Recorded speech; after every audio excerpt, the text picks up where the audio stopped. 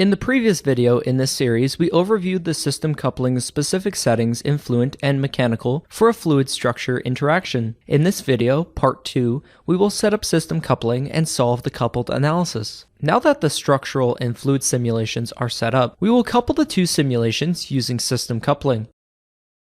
First, enter the analysis settings. System coupling's end time is 10 seconds, the duration of the transient analysis.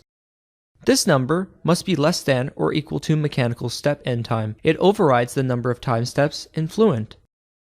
System coupling step size is the time step for the coupled analysis. Fluent will use this time step size, and since substepping was disabled in Mechanical, Mechanical will also use this time step size.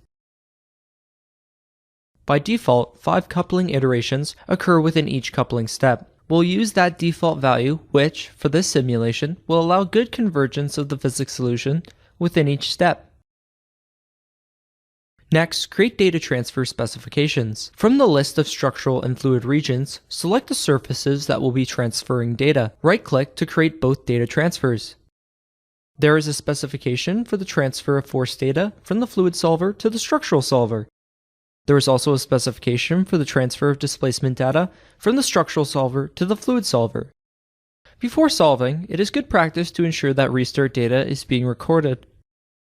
Restart data is controlled here in system coupling and should specify the frequency at which backup points are needed. Updating the system coupling solution will start both Fluent and Mechanical solution processes, both of which you can watch solve here. The solution processes, as well as the data transfers, are controlled by system coupling. The system coupling log file is here. For all coupled analyses, it's important to check the mapping summary at the top of this file to determine the quality of the data transfers between the interfaces in the Mechanical and Fluent systems. Each coupling step is listed with details about its coupling iterations. The coupling iterations in each coupling step continue until Fluent, Mechanical, and both of the data transfers have converged, or until the maximum number of coupling iterations per coupling step is reached. Back in the project schematic, connecting the structural solution to the fluid results allows CFD Post to display both the fluid and structural results. Here's a look at an animation of the final results. In this animation, plotted results show the pressure contour in the fluid domain and the von Mises stress on the plate in the structural domain.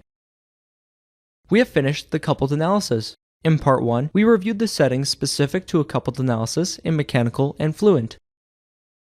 In part 2, we set up system coupling and solved the coupled analysis. This concludes this demonstration overviewing the procedure for setting up a coupled analysis using Fluent, Mechanical, and system coupling.